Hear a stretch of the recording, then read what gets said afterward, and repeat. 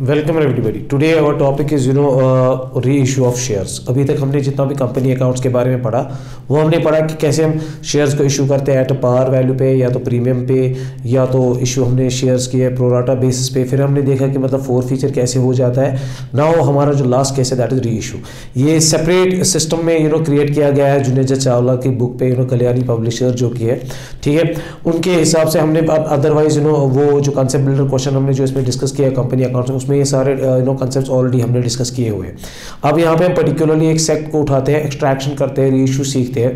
तो जिसकी वजह से मतलब यूजुअली एक क्वेश्चंस आते हैं हमारे पेपर्स में जिनमें ये शॉर्ट क्वेश्चंस होते हैं जिनमें हमें एक्सट्रैक्शन करके एक पर्टिकुलर एंट्री क्रिएट करनी होती है। री इशू की एंट्री तब तक नहीं हो सकती है जब तक ये हमें फोर फीचर नहीं आएगा। यहाँ पे फिर से एक रिविजन हो जाएगा फोर फीचर का, तब जाके हम री इशू कर सकते हैं। और री इशू में भी कुछ चीज़ें इंपॉर्टेंट याद रखनी है कि जब हमें कोई पैसा फिर फोर फीचर में बचता है हमें वो ट्रांसफर करना पड़ता है कैपिटल रिजर्व में, और वहाँ पे हमें प्रोपोर्शनेट अमाउंट भी निकालना पड़ता है एट टाइम्स जब हम शेयर्स को कम री इशू करेंगे, ठीक है।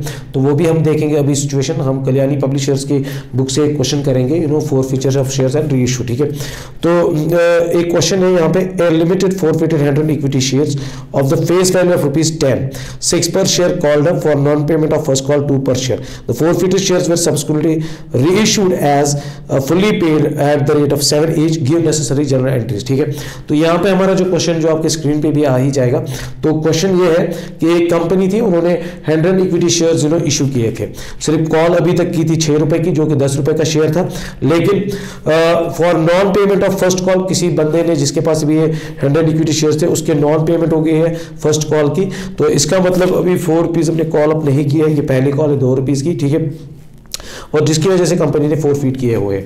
तो इसका मतलब अभी तक हमने जब कॉल किया है तो हमने शेयर कैपिटल को 6 रुपीज से हमने कॉल अप किया है, ठीक है।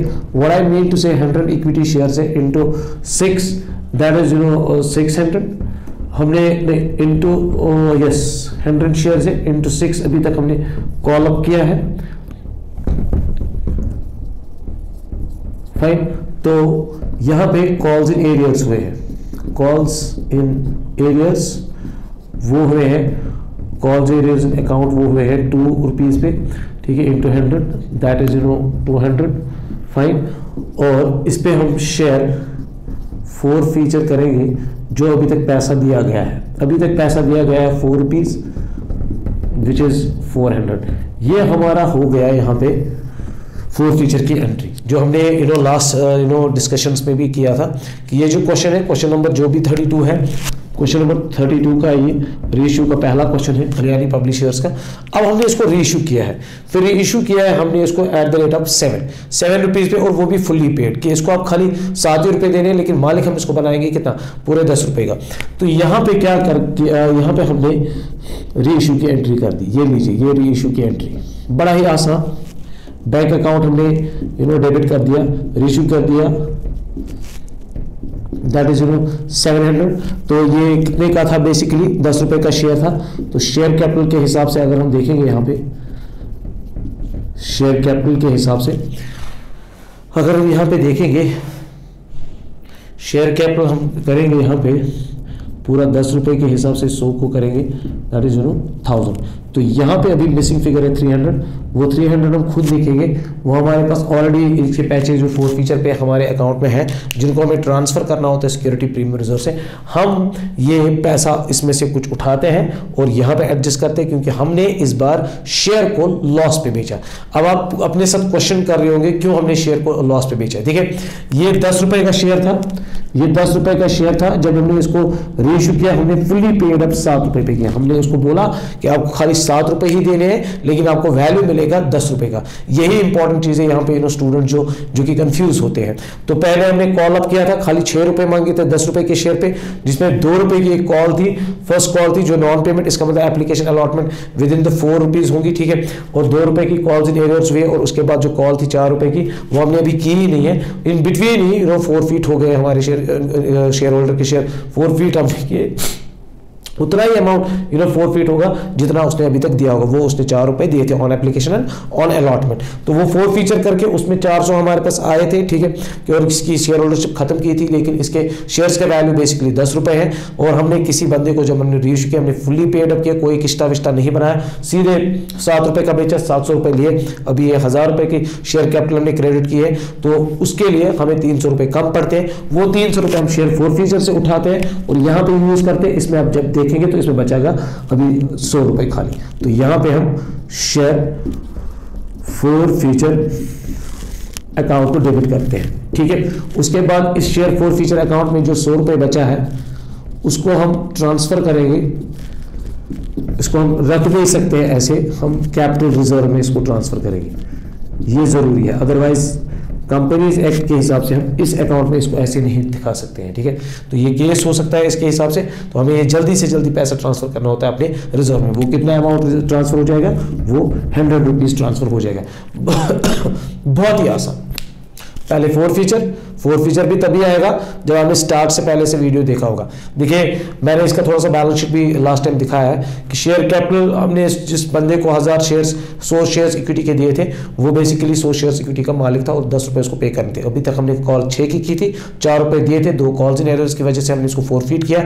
फिर हमने रेशियो किया 7 रुपए पे, किसी बंदे को 10 रुपए का वैल्यू का चीज दिया, लेकिन 7 रुपए मांगे। और हमारे पास ये पॉइंट यहाँ पे डिस्कशन में आ रहा है जो मुझे बेसिकली कहना है, ये जो 300 रुपए मैंने यहां से निकाले, हम शेयर्स को इतना सस्ता नहीं बेच सकते हैं कि शेयर फोरफीचर अकाउंट में जितना पैसा है उससे कम पे सस्ते पे नहीं बेच सकते हैं। एटलीस्ट इतना तो होना ही होना, लॉस इतनी ही होनी चाहिए जितना शेयर फोरफीचर अकाउंट में, इससे ज्यादा लॉस नहीं होनी चाहिए रीइश्यू के टाइम। तब तक के लिए हमें वेट करना पड़ेगा, हमें ये लॉस इतनी ही होनी चाहिए जो इससे कंपनसेट हो। अगर इससे कोई एक्स्ट्रा पैसा बचा हमारे वो हम ट्रांसफर करते हैं कैपिटल रिजर्व। अब रीइश्यू में क्या एंट्री है, रीइश्यू में एक दूसरा केस है। ये केस ऐसा होता है कि जब हम रीइश्यू करते हैं, इस टाइम हमने रीइश्यू किए थे सारे 100 इक्विटी शेयर्स। अब दूसरे केस में हम 100 इक्विटी शेयर्स या कोई भी शेयर जो होंगे उसमें हम रीइश्यू सारे नहीं करेंगे। हम क्या करेंगे, हम आधे रीइश्यू करेंगे। तो उस पे आधे रीइश्यू करने पे हम क्या करते हैं, टाइप 2 जो इसको कहते हैं रीइश्यू का, जो कि क्वेश्चन नंबर सेकंड इसका है, 32 सेकंड है, जिसमें Kunal limited forfeited 20 shares of 100 each called up against 60 issued at par to Murari को, on which he had paid only 20 per share. Out of these 15 shares were issued to Satish as 60 paid up for 45 share, ठीक है। तो 15 रुपए less किया, 85 पे हमने इसको बेचा है।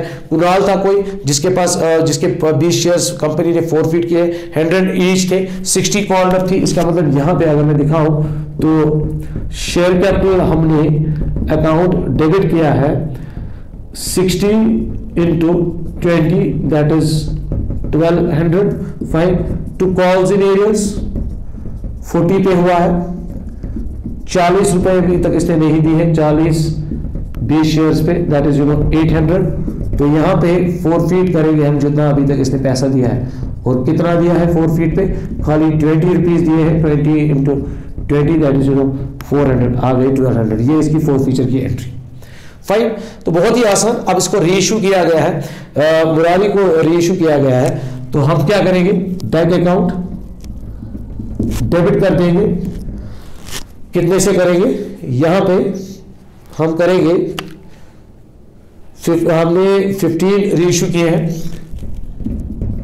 15 की मदद से रीइश्यू किए हैं हमने। 60 कॉल्ड अप, 60 सतीश को बोल दिया है, दैट इज 45 into 15 675, इतना पैसा जो 6 कॉल अप किया है, 60 हमने कॉल अप ऑलरेडी किया है। आप 45 रुपीज ही दीजिए, इसका मतलब हमने इसको टोटल में 85 का ही बेच दिया, तो लॉस कर दी हमने। तो 675, और अगर हम देखेंगे इसका वैल्यू हमने दिया है शेयर कैपिटल अकाउंट के हिसाब से 15 शेयर्स का 60 का अभी तक, तो उसके हिसाब से यहाँ पे 900 आएगा। यहाँ पे मिसिंग जो है 225 डेबिट, वो यहाँ से उठा के शेयर फोरफीचर से उठा के यहाँ पे फिलअप करेंगे। तो इसके बाद जब हम इसको ट्रांसफर करेंगे अमाउंट को शेयर फोरफीचर अकाउंट से, बहुत ही easy, debit to capital reserve. यहाँ पे बेसिकली हमारा इस वक्त काम है, ये हमारा यहाँ पे आंसर आना चाहिए, ठीक है। तो अब हमें देखना है कि कैपिटल रिजर्व में कितना जाएगा। देखिए कैपिटल रिजर्व में आप अपनी जगह सोच रहे होंगे कि हम 225 400 से मतलब लेस करेंगे तो 175 हमें कैपिटल रिजर्व में ट्रांसफर करना है, बट नहीं, ये जो 400 है ये फोरफीट जो अमाउंट किया गया है ये 20 शेयर्स का है, ना कि 15 शेयर्स का। 20 शेयर्स का है ये अमाउंट, ना कि 15 शेयर्स का, इसीलिए जो कैपिटल रिजर्व में ट्रांसफर होगा वो 15 शेयर्स का होगा। हमें यहाँ पे प्रोपोर्शनेट अमाउंट फोरफीटेड निकालना है। वो हम कैसे निकालेंगे? proportionate amount forfeited find on reissue of shares equal to total amount forfeited divided by total number of shares into number of reissue shares, reissue, that is total amount forfeited 400 and total number of shares forfeited that was 20 and reissue of shares हो गए 15।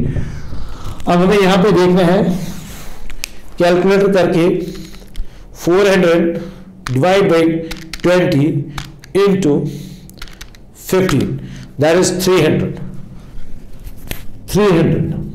Fine.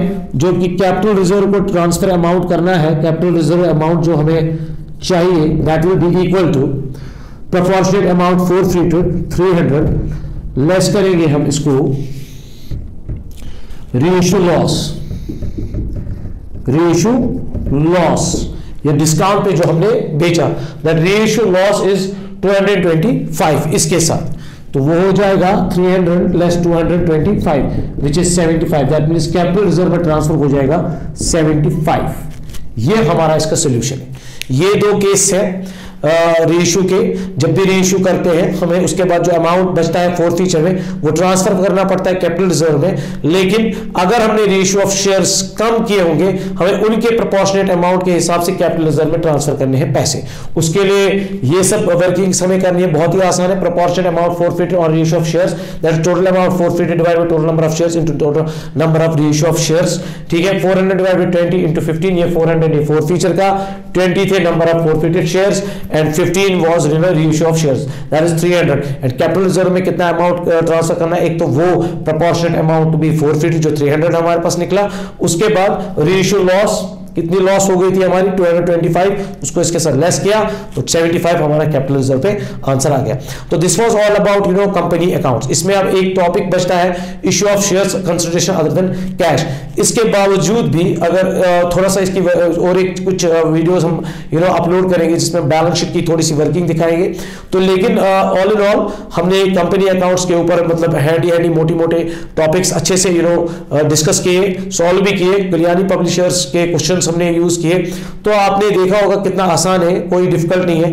इसमें कुछ further questions भी है like premium वीमियम के security premium reserve जो हमने forfeiture के टाइम किए वो थोड़े से यूज करने हैं यहाँ पे, अगेन उनकी प्रैक्टिस हो जाएगी।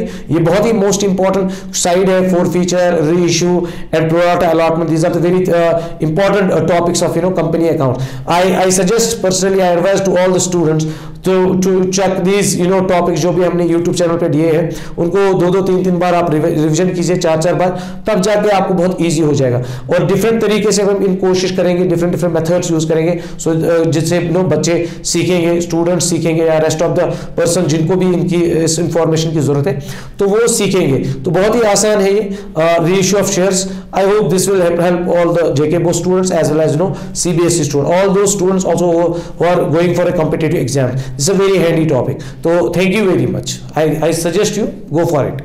Thank you very much.